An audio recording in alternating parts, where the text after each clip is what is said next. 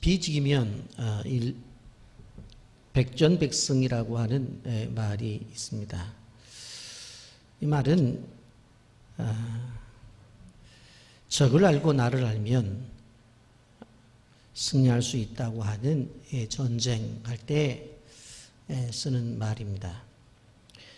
근데 세상의 싸움만 그런 것이 아니라 우리 하나님과의 관계 속에서도 이 말이 그대로 적용이 된다, 그런 생각이 듭니다. 왜냐하면 하나님을 알면 알수록 우리의 신앙생활이 건강해지고 그리고 하나님의 축복을 더 받을 수 있기 때문에 그랬습니다. 그래서 어떤 선교단체의 모토를 보니까 하나님을 알고 하나님을 전하자, 그렇게 모토를 정해놓고 외치는 것을 볼 수 있었습니다. 여러분, 다윗에게 하나님이 찾아오실 때에 목자로 찾아오셨습니다. 목자로 찾아오셨다고 하는 것은 다윗을 양으로 생각했다는 거고, 그런 목자와 양의 관계로 이렇게 설명되어진다고 하는 것은 다른 것이 아니라 바로 목자이신 하나님이 양에 대해서 세밀하게 알기를 원하고 또 알고 계신다라고 하는 그러한 의미를 갖고 있습니다. 그런 관계 속에서 다윗은 여호와를 향해서 나의 목자가 되신다, 그렇게 고백을 했고, 그 고백이 신앙의 후손들에 의해서 수천 년 동안 수십억의 사람들이 여호와가 나의 목자라고 고백을 하고, 우리도 오늘 여호와가 우리의 목자라고 고백을 하게 되어 있는 것입니다. 여러분, 우리가 실제로 생각해 보면 날씨가 좀 폭염이 그쳐진다고 보지만 양들이 푹실푹실한 어떠한 그 털 때문에 그 무더위에 아주 약한 동물인 것을 봅니다. 목자는 그것을 알아서 실질적으로 양들이 모이는 것을 흩어 놓기 위해서 막대기를 사용하거나 아니면 염소를 놓아서 그들이 모이는 것을 자꾸 흩어서 털로 인해서 상하지 않도록 해주는 것을 볼 수가 있습니다. 이렇게 목자가 양에 대해서 잘 아는 것처럼 하나님이 우리의 목자가 되어질 때에 양된 우리의 모든 것들을 하나님이 아신다라고 하는 것을 우리는 기억해야 됩니다. 어떤 사람들은 스스로 자신이 목자가 되려고 생각해요. 그럴 필요가 없어요. 하나님이 우리의 목자가 되어주신다고 말씀하셨기 때문에 우리는 그분의 양이 되면 된다라고 하는 것입니다. 여러분, 이제 출애굽기 말씀을 묵상을 하면서 목자가 되신 그분이 우리를 인도하심에 대해서 계속해서 말씀을 듣고 있습니다. 우리 하나님께서 이스라엘 백성들을 애굽에서 이끌어 내었어요. 그래서 그 앞에 있는 홍해 바다도 건너게 하시고 이제 광야로 들어가게 되어지는데, 시내 산에 이르게 되었을 때에 바로 하나님께서 모세에게 말씀을 주십니다. 어느 날 시내산에 올라오라고 말씀을 하시더니 하나님이 친히 만든 이 두 돌비에다가 하나님께서 친히 글을 쓰셨어요. 그리고는 40일 동안 금식 기도를 시킨 다음 바로 그 돌비를 주십니다. 소위 우리가 이해하기 쉽게 십계명이라고 하는 말씀입니다. 이것을 받아가지고 내려오게 되어질 때에 산 아래에 있던 이스라엘 백성들이 산에 올라간 모세가 내려오지 않으니까 도대체 어떻게 된 거냐, 그렇게 생각을 하다가 그 형 아론에게 찾아와서 보이는 하나님을 좀 만들어 달라고 요청을 합니다. 그때 금을 모아가지고 금송아지를 만들어서 그 금송아지 앞에 예배를 드립니다. 모세가 하나님의 영광 속에서 그 두 돌비를 받아가지고 내려오는데 시끌벅적해요. 그래서 봤더니 앞에 금송아지가 앞에 있고 하나님 앞에 예배를 드리던 모습 처럼 똑같이 예배를 드리고 있는 거예요. 그래서 모세가 화가 나가지고 그 들고 있던 돌비를 집어 던져버립니다. 깨져버려요. 저는 이 모습을 볼 때마다 모세가 아무리 성질이 나더라도 어떻게 해야 돼요? 하나님 주신 돌비는 내려놓고 다른 돌멩이를 들어서 던져버려야 되지. 그 귀한 거를 40일 기도를 하고 받은 것을 왜 집어 던져서 깨뜨리냐고요. 그래서 그렇게 지나갈 줄 알았어요. 지나갈 줄 알았어요. 그랬는데 하나님이 그냥 지나가시지를 않아요. 여러분, 하나님이 모세를 어느 날 다시 부르더니 야, 내가 다시 그 두 돌비를 만들어 줄 것인데 먼저는 돌도 내가 준비를 했고 글씨도 내가 써줬지만 이제는 돌은 네가 준비해라. 네가 집어던져서 깨뜨렸잖아. 그렇지만 글은 내가 써주마 해서 바로 모세가 돌비를 준비하고 글을 써서 하나님께서 메시지를 줄 때 받는 장면이 쭉 계속 진행되어져 있는 것을 보게 됩니다. 출애굽기 34장 28절에 보면 모세가 여호와와 함께 40일을 거기 있었으며 떡도 먹지 아니하였고 물도 마시지 아니하였으며 여호와께서는 언약의 말씀을 곧 십계명을 그 들판에 기록하셨더라 그랬어요. 이런 처음에 이 돌판을 받을 때도 40일 동안 금식을 했어요. 여러분 쉬운 게 아니잖아요. 여러분. 그런데 다시 두 번째 이제 돌판을 만들어 주실 때도 뭐라고 말을 하냐면 40일 금식을 하자는 거예요. 여러분. 사실 그 두 돌비를 집어 던진 거는 모세지만 왜 집어 던졌어요? 이스라엘 백성들이 황금송아지 만들어 놓고 제사하니까 화가 나서 집어 던진 거잖아요.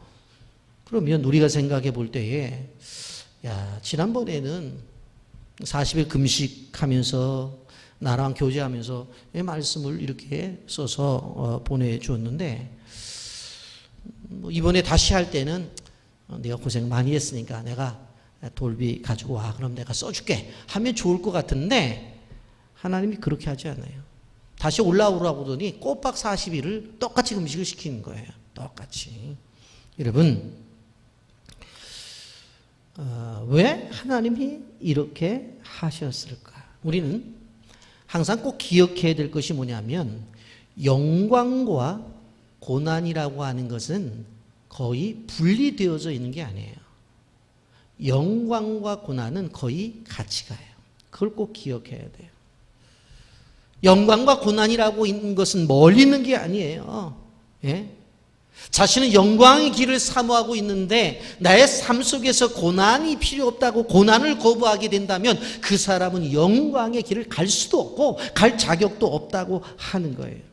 예수님께서 뭐라고 말씀하셨어요? 십자가가 없는 부활은 없다고 말씀하셨어요. 고난이 없는 영광은 없다고 말씀을 하셨습니다.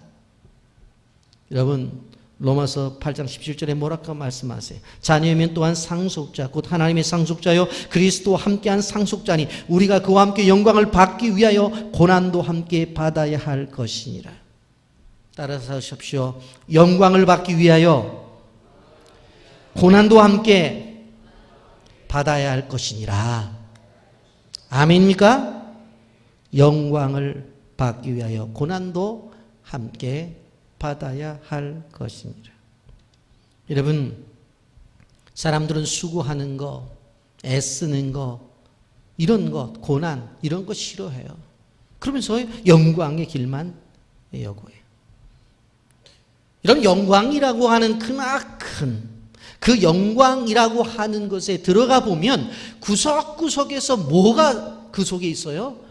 아픔이라고 하는 덩어리도 있고 고통이라는 덩어리도 있고 고난이라는 덩어리도 있고 여기저기 구석구석에 이러한 흔적이 있는 것을 우리는 보게 되었습니다. 여러분 우리가 기억해야 될 것은 찬란한 영광을 맞이하기 위해서는 반드시 어두운 고난의 터널을 지나야만 된다고 하는 것을 우리는 기억해야 되는 것입니다. 여러분 우리 그렇게 하나님에게 질문해. 하나님 영광 참 좋잖아요. 그런데 이 힘들지 않고 영광을 얻을 수 있는 길은 없나요? 고난 없이 영광을 받을 수 있는 길은 없나요? 성경이 뭐라고 대답을 해요? 절대로 없다는 거예요. 절대로 없다는 거예요. 우리의 삶 속에서 기나긴 어두운 터널이라고 한다면 그 안에 뭐가 있어요? 고난이 있고 고통이 있고 아픔이 있다는 거죠. 그런 기나긴 터널을 지나야 되는데 그것을 터나게 되어질 때 어떻게 지나요? 믿음을 가지고 이 터널은 분명히 지날 거다. 제가 말씀드렸죠. 동굴과 터널은 다르다고. 동굴은 들어가도 깜깜함 그것이 계속 이어져요. 터널은 아무리 긴 터널이라도 시간이 지나면 어떻게 돼요? 바로 밝음이 찾아오는 거예요. 그러니까 이 고난의 터널을 지나게 될 때 그 안에 터널을 지날 거라고 하는 믿음 그리고 인내 참아야 되잖아요. 그리고 주변에 여러 가지 일들이 있을 때 사랑으로 섬기고 또 나가야 되는 거예요. 철저하게 여러분들 아셔야 돼요. 십자가 없는 영광은 없다. 십자가 없는 영광은 없다. 모세의 금식은 초이성적 금식이었어요. 우리가 보통 금식을 하는 것들은 물을 마시지 않고 금식을 하잖아요.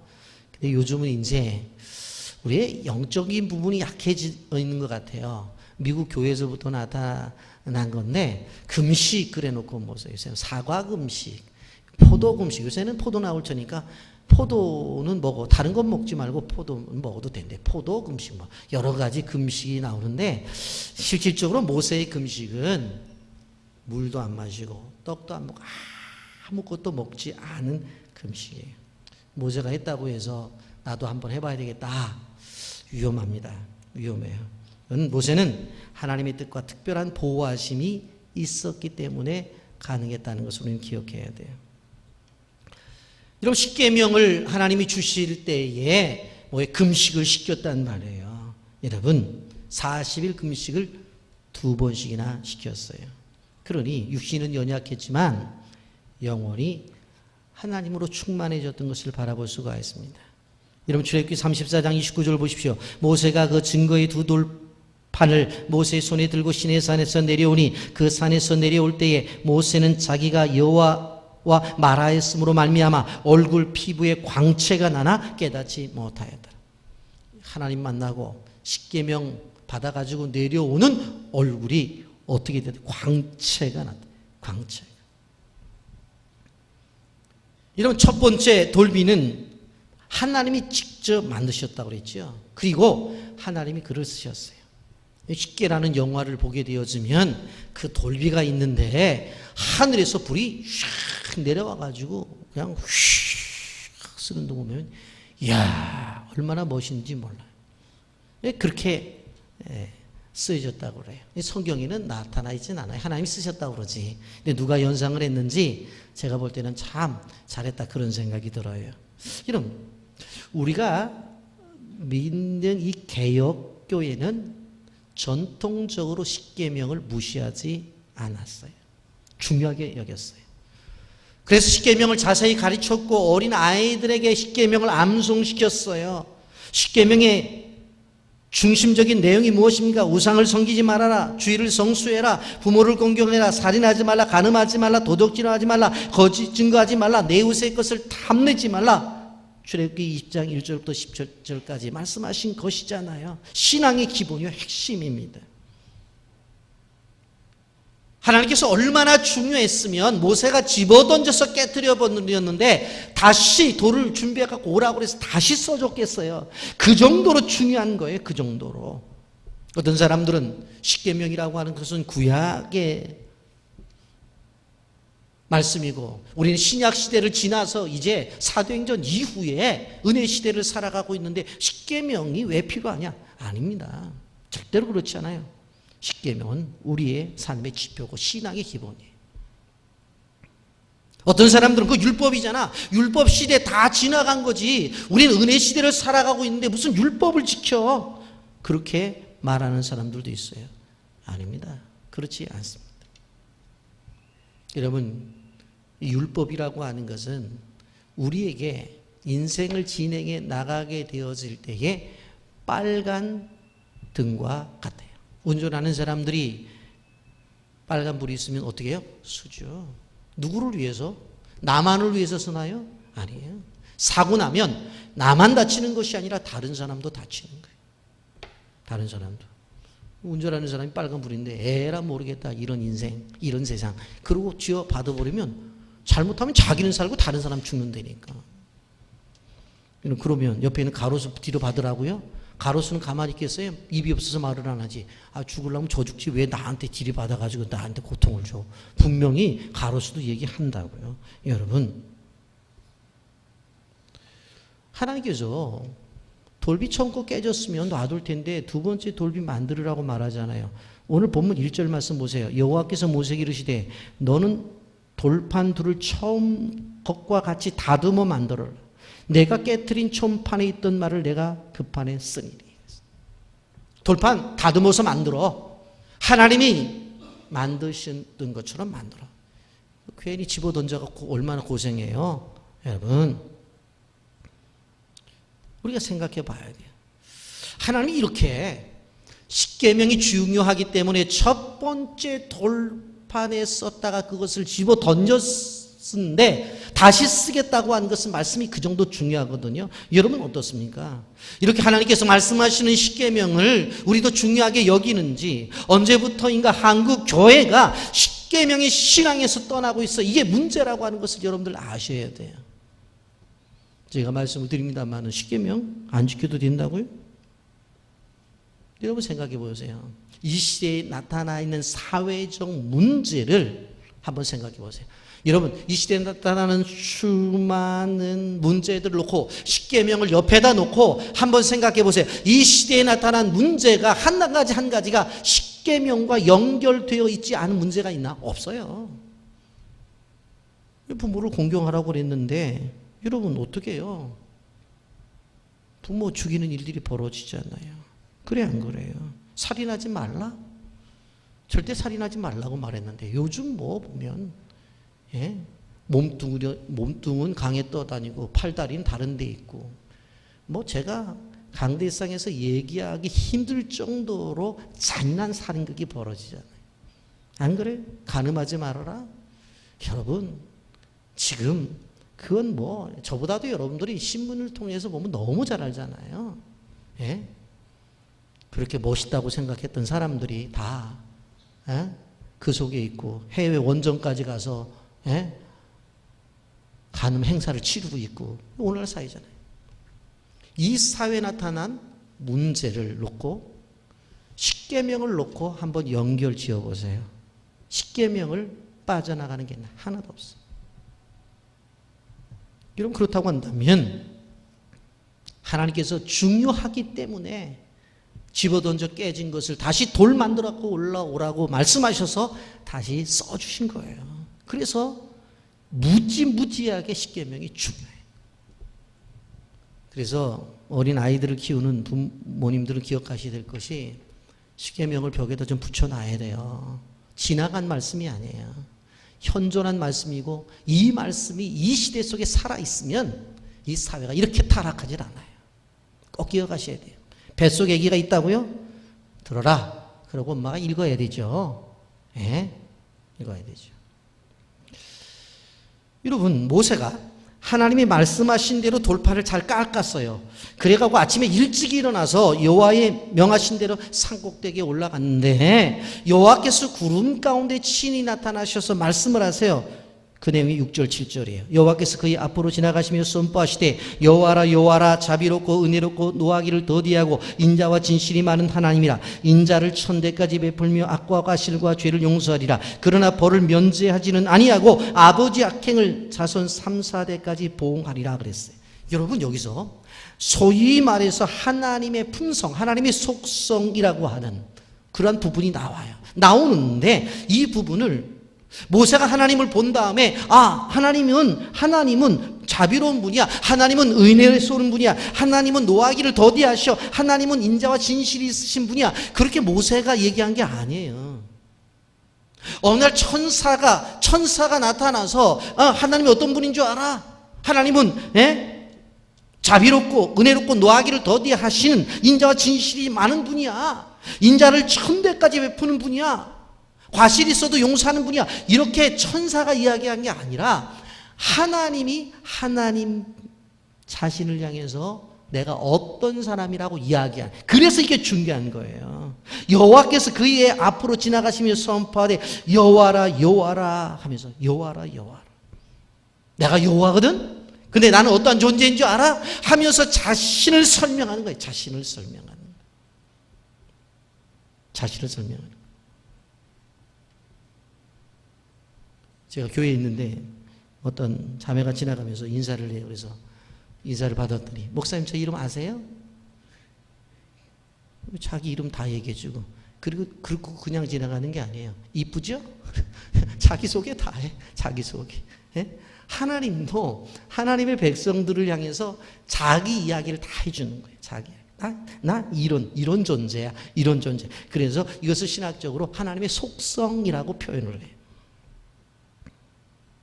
그리고 이것은 하나님의 자기 계시예요. 자기 계시. 예? 나는 진실이 많아. 노하기를 더디해. 자비롭고 은혜로워. 용서와 축복의 하나님이야. 인자를 천대까지 베풀어. 여러분, 우리 쭉 이야기하면서 한 가지 기억해야 될 것은, 죄에 대해서는, 악에 대해서는 노하시기도 하신다 그랬어요. 이렇게 벌을 면제하지는 아니하고, 아버지 악행을 자손 3대 4대까지 보응하리라. 축복은 1000대까지고 악행은 3, 4대까지니까 이 정도만 해도 됐다, 그런 생각이 들을 수 있지만 그건 아닙니다. 여러분, 하나님이 아까 노아 시대에 어떻게 했어요? 물로 심판하죠. 롯의 시대에는 소돔과 고모라를 유황불로 다 심판하는 것을 볼 수가 있습니다. 역사상 악한 민족들이 그대로 존재된 민족이 어디 있습니까? 여러분, 북방 이스라엘 쳤던 아수르도 멸망을 했고, 남방 유다를 쳤던 바벨론도 다 멸망을 해버렸어요. 그렇게 악행을 행하던 모든 나라들이 다 무너져 버렸던 것입니다. 그래서 하나님 앞에서 죄를 지어서는 안 돼요. 하나님이 죄를 보고 계시고, 죄 짓는 것을 듣고 계시고, 죄 짓는 그 모습을 다 알고 계셔요. 여러분이 기억해야 돼요. 하나님의 뜻대로 살면 하나님이 상급을 주시는 것이고, 죄 가운데 회개 안 하고 살면 엄한 심판을 받는 것이 분명하다는 것을 우리는 기억해야 돼요. 그래서 이 문제를 해결하기 위해서 하나님께서 원하시는 것이 무엇입니까? 바로 회개를 하라는 거예요. 7절 중반으로 보죠. 인자를 1000대까지 베풀며 악과 과실과 죄를 용서하리라. 그러나 벌을 면제하지는 아니하고 아버지 악행을 자손 3, 4대까지 보응하리라. 조금 전에까지만 해도 1000대까지 은혜를 베푼다고 했는데 바로 지나자마자 뭐예요? 용서하지 않겠다. 3, 4대까지. 그러면서 이야기를 하는 거예요. 그러면 용서를 받는 사람과 용서를 받지 못한 사람은 어떻게 구분을 지을 수 있느냐? 용서를 받는 사람과 용서를 받지 못하는 사람은 어떻게 구분을 지을 수가 있느냐? 여러분, 구약성경에서 우리는 답을 얻을 수가 있습니다. 요한일서 2장 12절부터 13절에 보면 여호와의 말씀에 너희는 이제라도 금식하며 울며 애통하고 마음을 다하여 내게로 돌아오라 하셨나니 너희는 옷을 찢지 말고 마음을 찢고 너희 하나님 여호와께로 돌아올지라. 그는 은혜로우시며 자비로우시며 노하기를 더디하시며 이내가 그 시사 뜻을 돌이켜 재앙을 내리지 아니하시나니. 하나님 앞에 눈물을 흘리며 회개의 기도를 드리면 뜻을 돌이키신다. 뜻을 돌이키신다. 그러니까 금식 기도는 회개의 의미가 있는 거예요. 곡기를 끊고 하나님 앞에 기도하는 것 뭐예요? 목숨을 하나님 앞에 맡겼다는 것이 금식 기도예요. 이사야 58장 6절에 내가 기뻐하는 금식은 흉악의 결박을 풀어주며 멍에의 줄을 끌어주며 압제당하는 자를 자유하게 하며 모든 멍에를 꺾는 것이 아니겠나니. 금식 기도를 하게 되어질 때 결박이 풀어져요. 자유가 임한다고 말했어요. 하나님께서 니느웨 백성들이 그 죄악으로 말미암아 심판하기로 작정을 하셨어요. 근데 마지막으로 요나 보고 가서 복음을 전하라는 거예요. 근데 요나가 도망을 가다가 붙잡혀서 끝내는 가서 복음을 전하는데 요나서 3장 10절에 어떻게 말씀이 나타나요? 하나님이 그들이 행한 것 곧 그 악한 길에서 돌이켜 떠난 것을 보시고 하나님이 슬슬 돌이키사 그들에게 내리라고 말씀하신 재앙을 내리지 아니하시니라. 하나님께서 재앙을 내리라고 말씀하셨는데 마지막 메시지를 듣고 왕에서부터 그들이 지식이 없어서 짐승까지도 배우스리고 회개를 하잖아요. 그러니까 하나님이 뜻을 돌이키사 그들에게 내리리라고 말씀하신 재앙을 내리지 아니하니라.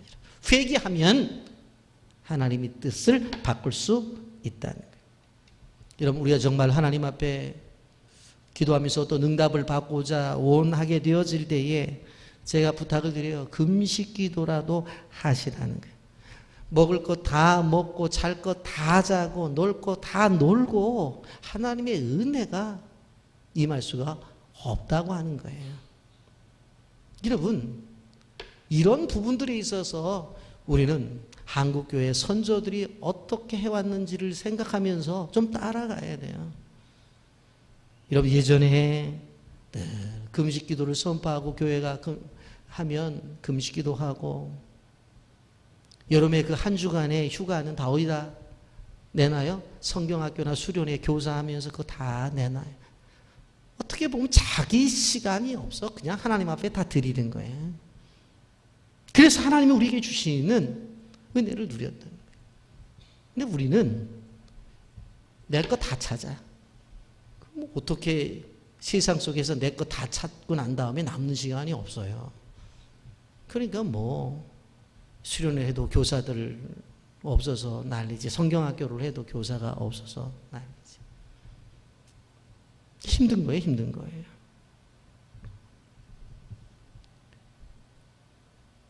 옛날 성도들을 보면 안 먹고 안 자고 안 놀고 그러면서 하나님의 나라를 세워나갔다. 그럼 요엘 선지자 시대에 이스라엘 백성들이 잘못을 했어요. 그래서 메뚜기 재앙이 왔단 말이에요. 여기저기서 야, 이제는 저렇게 새롭게 돋아나는 새싹도 메뚜기가 와서 다 긁어먹어 버렸는데 도대체 이거 어떻게 살 거냐, 이 경제적인 이 문제를 어떻게 해결할 것이냐. 그런데 요엘 선지자는 그것은 경제적인 문제로 보질 않았어요. 그걸 영적인 문제로 보았어요. 도대체 이 원인이 어디서부터 왔느냐. 여러분, 그리스도인들이 기억해야 될 것은 뭐냐면 내 인생의 삶에 있어서 그것이 잘 되든지 잘못되든지 그 모든 문제의 근원은 영적인 것으로부터 생각해 봐야 돼요. 내가 이렇게 헌신하고 이렇게 충성했더니 이렇게 축복을 주셨어? 그렇다면 더 충성해서 더 큰 축복을 받아야 되지. 왜 이렇게 고난이 찾아오지? 내가 뭐가 잘못되어 있는가? 그걸 찾아가지고 해결을 해서 고난의 문제를 해결해야 돼요. 여러분, 집 나간 탕자라 할지라도 돌아오면 아버지가 반겨 맞이해 주시고 모든 걸 회복시켜 주시는 거예요. 중요한 것은 회개하는 영혼에게 소망이 있다는 것을 알아야 돼요. 1904년 영국 웨일즈 지방에 한 젊은 광부가 있었습니다. 탄광에서 일을 하니까 머리카락은 탄진으로 범벅이 되었고 손톱에도 새카만 석탄가루에 때가 끼어 있는 사람이었어요. 일을 하다가 쉬는 시간이면 다른 농부들은 담배를 피우면서 잡담을 하지만 이 청년은 그 쉬는 시간에 성경을 읽어요. 그리고 짧은 시간에 무릎을 꿇고 기도해요. 기도의 제목이 무엇이었는가 하면 영국을 영적인 타락에서 구해 주시옵소서. 그게 그의 기도 제목이었어요. 그게 너무 은혜를 충만히 받고 한 자그마한 교회를 찾아가서 목사님한테 부탁을 해요. 목사님, 제가 받은 은혜가 너무 많은데 저 설교를 좀 하게 해달라고, 설교가 아니면 간증을 좀 하게 해달라고. 목사님이 하도 간절히 부탁을 하고 얼굴을 보니까 정말 간절해요. 그래서 30분 동안만 자네 해보게. 그날 출석률이 17명밖에 나오질 않았어요. 17명. 그런데 청년이 강단에 올라가서 말씀을 전할 때에 17명이 완전히 뒤집어지는 역사가 일어났어요. 회개의 역사가 일어났어요. 그로부터 5개월 만에 영국 웨일즈 지역에 무려 10만 명이 회개를 하게 되어지고 2년 만에 200만 명의 영국 교회 성도들이 회개하는 역사가 나타나요. 그리고 3년 후에 그 부흥운동이 평양까지 와서 그 소식을 들은 선교사들이 우리도 회개부터 시작하자 해서 평양 대부흥운동에 바로 불씨가 된 것을 볼 수가 있습니다. 재판관들이 재판을 하면서 죄를 지은 사람들이 고집을 피우고 죄 안 지었다고 그래요. 그러면은 재판관들이 재판을 하다 중단해놓고 눈물을 흘리면서 아니 하나님 앞에서 당신이 죄를 분명히 지었는데 왜 죄를 안 지었다고 그렇게 말을 하냐고 하면서 오히려 재판관이 바로 재판을 받는 사람들을 향해서 호소를 하는 일들이 벌어졌어요. 그러니 사회 법정 속에서도 영적 각성 운동이 벌어진 거예요. 영적 각성 운동. 이 청년의 이름이 이반 로버츠라고 하는 분입니다. 이반 로버츠. 여러분, 이것이 평양 대붕운동의 역사가 일어나고 평양 대붕운동은 중국에 또 붕의 불길을 바로 붙이는 도화선이 되었던 것입니다. 영상 보고 말씀 계속하겠습니다. 조지 뮬러가 어떤 문제를 놓고서 기도를 시작할 때는 성경에서 그것과 관련된 내용을 확인한 다음이었다. 어느 때는 하나님께 간구하기에 앞서 며칠 동안 성경을 확인할 때도 있었다. 그리고 하나님의 언약을 확인하고 나면 성경을 펴고 손가락으로 그 부분을 짚고서 간구해서 응답을 받았다. 그는 언제나 성경을 펴놓고서 기도했다. 5만 번 이상의 기도 응답을 받은 사람으로 잘 알려진 조지 뮬러는 독일 태생의 영국 선교사입니다. 젊은 시절 술과 도박에 빠져 지내던 그는 20세의 어느 날 한 기도 모임에서 무릎을 꿇고 기도하는 그리스도인의 모습에 감동을 받고 회심하게 되었습니다. 그 후 평생을 선교와 고아 사역에 바쳐온 조지 뮬러는 1898년 93세에 소천하기까지 15만 명의 고아들에게 하나님의 사랑을 확인해 주었고 오늘날까지 고아의 아버지로 불리고 있습니다.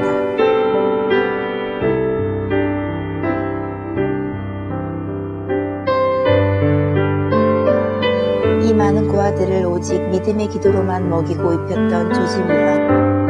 그는 한 번도 사람에게 손을 벌린 적이 없었습니다.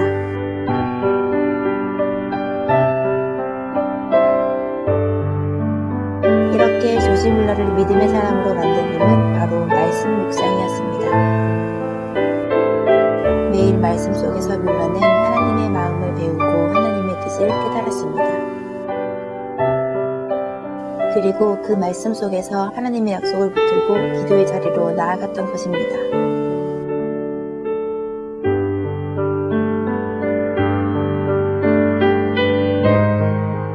지난 6개월 동안 나는 어떠한 것도 사람에게 도움을 요청하지 않았다. 내가 필요한 모든 것을 주 앞에 가져가 기도했을 때 그분은 자비롭게 다 공급해 주셨다. 그뿐만 아니라 나는 15년 전 오늘 저녁 입을 크게 벌렸고 주님께서 지금까지 그것을 채워주셨다. 새 고아원은 300명의 고아들로 가득 찼다.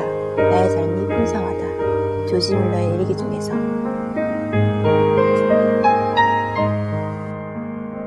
하나님의 도움으로 이 말씀은 궁핍할 때 고아들에게 관하여 그분 앞에 제시할 수 있는 나의 눈보가 되었다. 그분은 고아들의 아버지시다. 그러므로 그분은 그들을 위해 공급해 주실 것을 스스로 서약하셨다. 따라서 나는 그분에게 그 필요를 공급받기 위하여 가난한 고아들의 필요를 상기시켜 드리기만 하면 될 뿐이다. 이렇게 조지 뮬러는 오직 믿음의 기도로 60여 년 동안 720만 달러가 넘는 기부금을 하나님으로부터 공급받았습니다. 이로써 15만 명의 고아들뿐만 아니라 온 세상에 하나님이 살아계심을 분명히 증거하였습니다.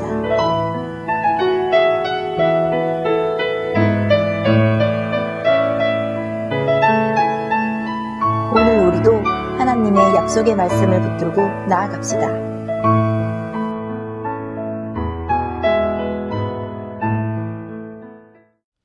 한때 동방의 예루살렘으로 불렸던 거룩한 땅 평양이 100년이 지난 지금 교회는 흔적도 찾을 수 없고 기도도 예배도 그리고 성경도 마음대로 볼 수 없는 영적 감옥이 되어져 버렸습니다.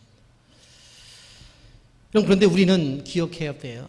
이것이 회복이 가능하다는 이야기입니다. 지난 주간 젊은이 부서 개강 수련회 때 제가 개강 수련회 설교를 하면서 30여 명의 우리 청년들이 모여있는 그들의 모습 하나하나 보면서 제가 마음속으로 기도한 게 있어요. 이 가운데 다 은혜를 받고 다 헌신하면 좋지만 이반 로버츠 같은 한 청년만 있더라도 우리 교회는 소망이 있다. 이반 로버츠 같은 그러한 청년 하나만 있더라도 대한민국 교회가 소망이 있고 이 땅에 소망이 있다라고 하는 것입니다. 여러분 100년 전에 선조들의 신앙생활로 말미암아 오늘 우리가 영적인 축복을 누리고 있는 거예요. 오늘 우리가 어떤 신앙생활을 하느냐에 따라서 100년 후에 우리의 자손들이 어떠한 모습으로 신앙생활을 하느냐를 우리는 알 수가 있다고 하는 거예요. 여러분 회개를 통한 간절한 것을 우리는 사모해야 돼요. 여러분 좋은 교회라고 하는 것이 교회를 잘 짓고 그리고 더 나은 편의 시절이기 때문에 그 교회는 좋은 교회다. 그래서 사람들이 많이 올 것이다. 그렇게 생각해서는 안 되는 거예요. 예배당을 호텔처럼 만들어 놓고 깨끗이 화려하고 안에 들어가면 없는 것 없이 잘 만들어 놨다고 해서 그 교회에 하나님이 임재하는 것이 아니라고 하는 거예요. 진정 하나님의 교회는 하나님을 찾고 잘못했을 때 하나님 앞에 엎드리는 회개하는 심령들이 모이게 될 때 그것이 비록 건물이 지어지지 아니한 거리교회라 할지라도 그 속에 하나님의 역사가 나타난다는 거예요. 그걸 성경이 말하고 있어요. 여러분 오늘 성경은 뭐라고 말해요? 하나님을 경외하는 그 사람들 민족이나 가정은 천대까지 복을 주시는데 천대까지. 여러분 1세대가 30년으로 봐요. 왜? 30세 되면 애들 결혼해서 애 낳잖아요. 그러니까 1세대가 30세니까 바라보 1000대까지 하면은 어느 정도 보장해 준다는 거예요? 3000년을 보장해 준다는 거예요. 야 대단하다. 예수 우리가 잘 믿으면 3000년을 보장해 준대. 그는 뭐 계산적인 것 이야기보다도 무한대를 이야기하는 거겠죠. 여러분 자녀들을 위해서 진정한 투자가 뭐예요? 우리는 부동산 투자나 금사업 모으기 그래서 어떻게 하든지 간에 집이라도 한 채 남겨두자 그런 생각을 할 수 있어요. 그러나 성경은 그렇게 말하지 않아요. 최고의 투자가 뭐냐? 하나님 말씀대로 살아가는 거예요. 여러분 아브라함을 보십시오. 아브라함이 하나님께서 말씀하실 때 본토 친척 아비의 집을 떠나 내가 내게 지시할 땅으로 가라고 말할 때 다 버리고 갔잖아요. 그랬더니 여러분 어떤 축복을 받았어요? 그 아브라함의 자손들이 지금까지 축복을 받잖아요. 그게 누구예요? 유대인들이에요. 세계 경제계 정치계 문화 예술계를 유대인들이 다 붙잡고 있잖아요. 누가 조사해 보니까 IQ는 우리 한국 사람들보다 낮대요.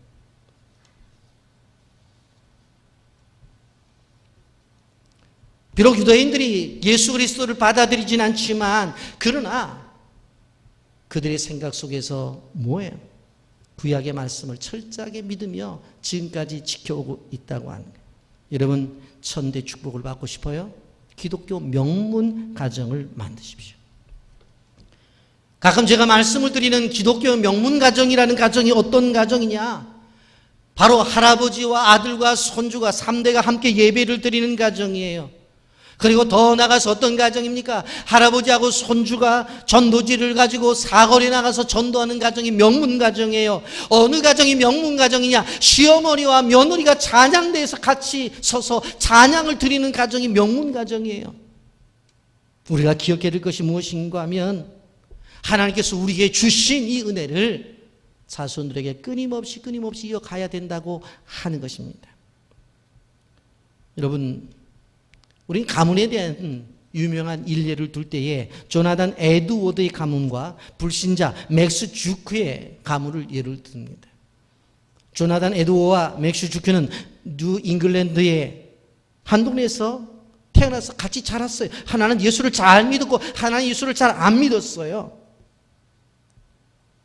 하나님을 경외한 조나단 에드워드는 617명의 후손을 두었는데 그 중에 대학 총장이 12명, 교수가 75명, 의사가 60명, 성직자가 100명, 군대 장교가 75명, 작가가 80명, 변호사가 100명, 판사가 30명, 공무원이 80명, 하의원이 3명, 상원의원이 1명, 미국의 부통령이 1명이 배출이 되었어요. 무서운 정말로 집안이에요.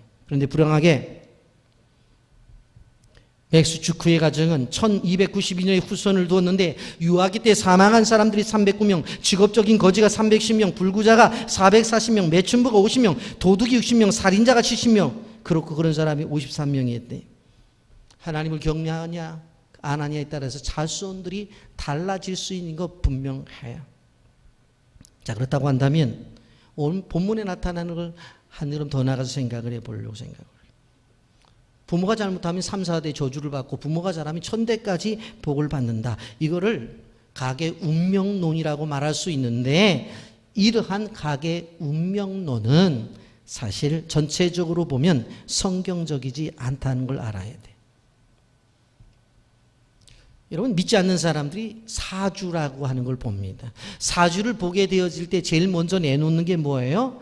생년월일이 언제냐, 몇 시에 태어났느냐. 그래서 그 인생을 점쳐 주겠다고 하는 거예요. 웃는 얘기입니다만은 세상 사람들이 사주로 저를 보면요, 저는 목사가 되어야 되고 그리고 새벽 기도를 꼭 해야 되는 사주를 갖고 태어났어요. 사주 얘기하니까 눈 크게 뜨네.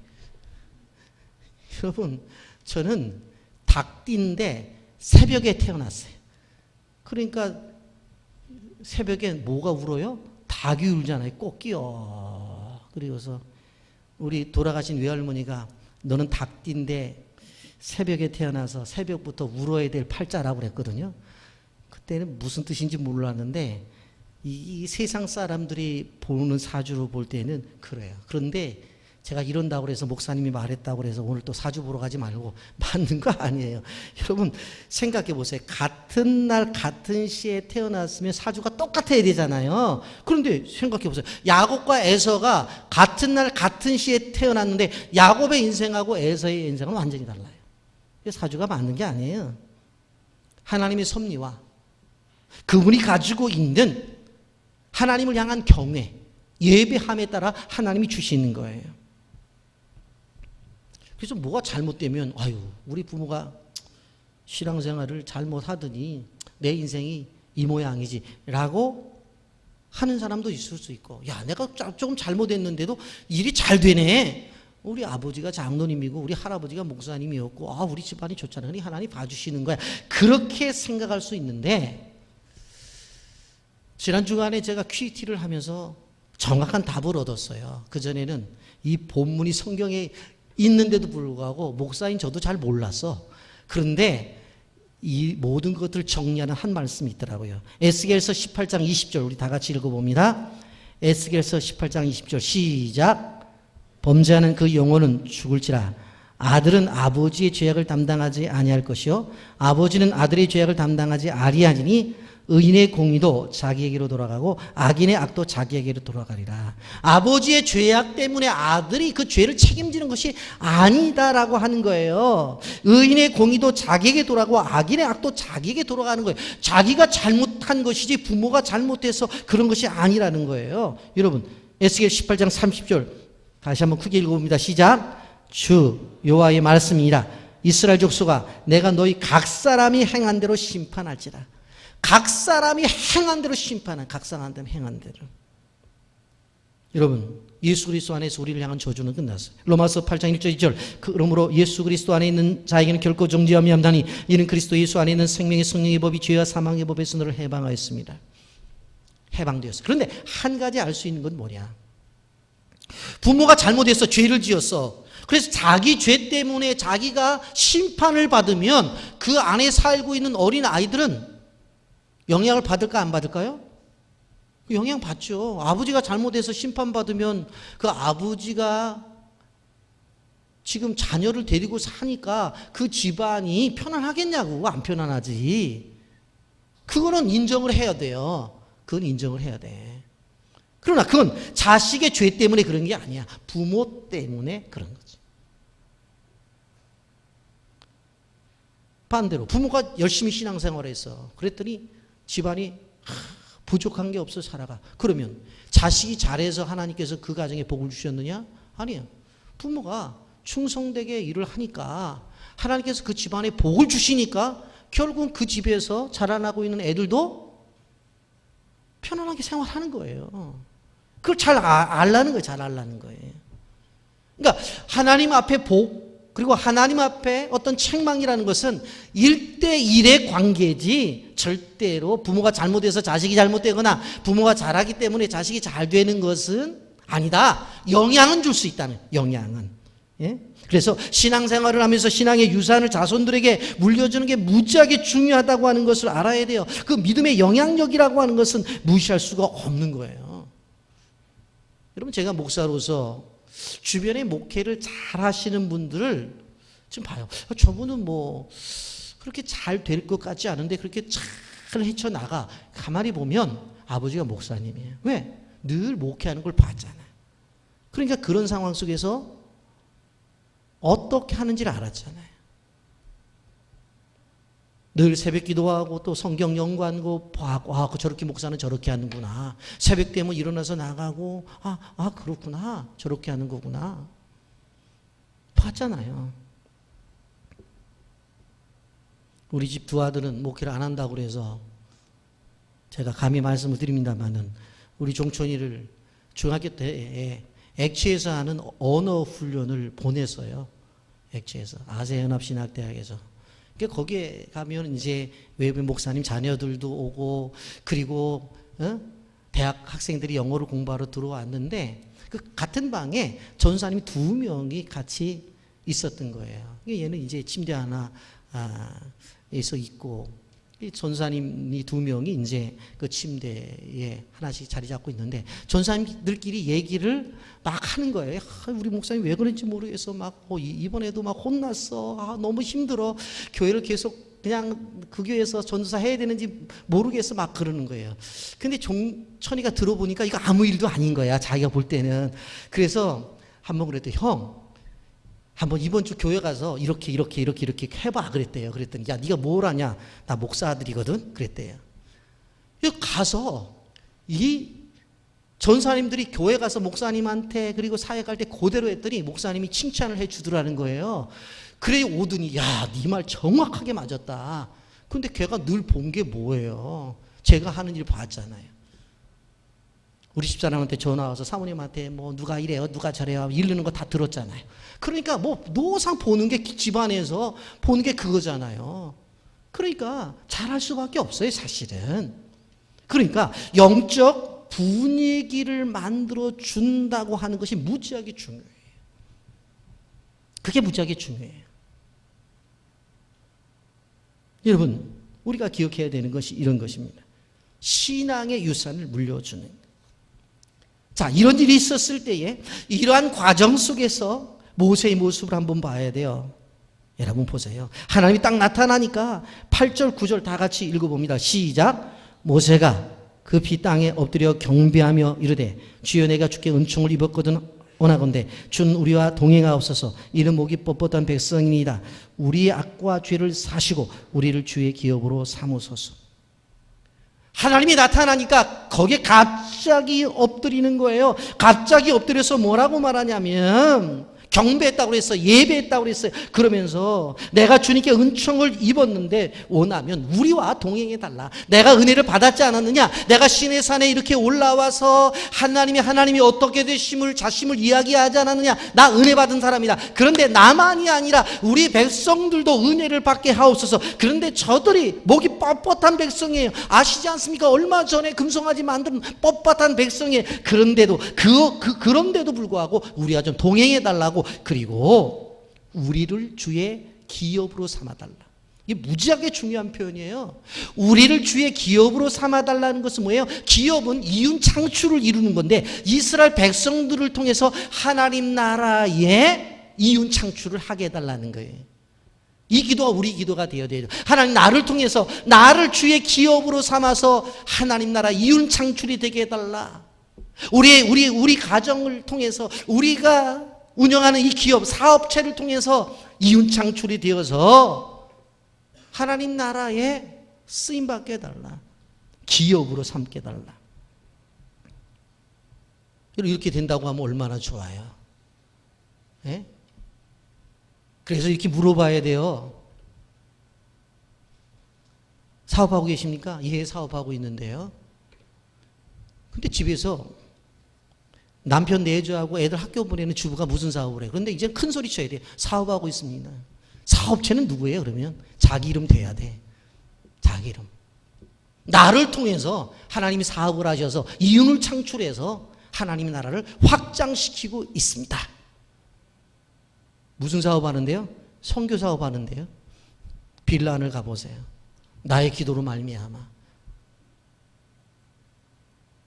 캄보디아를 가보세요. 끄롱 브라우 종족을 가보세요. 예? 인도네시아 바두이순다 종족을 가보세요. 내가 기도했더니 하나님이 나를 이용해서 이렇게 기업이 늘어나게 만들었습니다. 아멘입니까? 이런 고백이 나와야 됩니다. 나의 기업이 아니에요. 하나님의 기업이에요. 하나님께서 쓰시겠다고 하고 그것을 통해서 이윤을 창출해서 어떻게 되어져요? 하나님 나라를 위해서 쓰게 되겠다고 하는 것입니다. 말씀을 정리합니다. 여러분, 제가 은행에 이렇게 가보게 되어지면 뒤에서 기다릴 때에 어떤 분들이 서서 그렇게 말해요. 내가 자금이 얼마가 있는데 지금 어떤 상품에 가입을 해야 이윤을 좀 받을 수 있습니까? 이렇게 물어본다고요. 그걸 물어봐요. 여러분, 하나님 나라에 있어서 최고의 높은 영적 보험, 이윤을 창출할 수 있는 것은 뭐냐? 하나님에게 투자하는 거예요. 하나님이라는 존재에게 투자하는 거예요. 그러면 하나님께서 자손까지 책임을 져주시는데 1000대까지 책임을 져주시는 거예요. 여러분, 모세는 이 십계명을 받기 위해서 40일 동안 올라갔어요. 물도 마시지 않고 음식을 먹지 않고 그는 그 십계명을 받을 때까지 참고 견뎌냅니다. 여러분, 오늘 제가 이 말씀을 진행하면서 여러분들에게 부탁하는 것이 뭔가 하면 창세기부터 계시록까지 성경을 다 읽지 못하더라도 십계명은 꼭 읽으세요. 창세기부터 계시록까지 이 성경을 다 지킬 수 없다 할지라도 십계명만큼은 지키세요. 창세기부터 계시록까지 하나님의 말씀을 다 순종하지 못한다 할지라도 십계명만큼은 순종하겠다고 나가시라고요. 여러분, 그럴 때 하나님께서 뭐라고 말씀하셨어요? 애굽의 질병을 하나도 내리지 않겠다고 약속하신 것입니다. 여러분, 그러므로 십계명은 짐이나 부담이 아니에요. 이것은 하나님이 우리를 향해서 안전하고 보호하기 위한 하나님의 방편이라고 하는 것을 우리는 기억해야 돼요. 복받는 지름길이라는 사실을 우리는 기억해야 되는 거예요. 그리고 이것을 지킬 때, 교통신호를 지킬 때 나만 보호받는 것이 아니라 다른 사람도 보호를 받는 것처럼 하나님께서 우리에게 주신 이 빨간불인 십계명을 지키게 되어질 때에 나만 복을 받는 것이 아니라 다른 사람도, 내가 거하고 있는 모든 공동체도 함께 복을 받는다는 사실을 기억하시기를 바랍니다. 십계명은 하나님께서 우리에게 주신 축복의 약속의 말씀입니다. 그러므로 꼭 기억하셔서 이 말씀을 지킴으로 말미암아 하나님의 축복을 받는 귀한 성도들과 여러분의 가정과 기업이 우리 선교지가 되기를 예수님의 이름으로 축복합니다. 아멘. 거룩하신 하나님 아버지 은혜와 사랑을 감사합니다.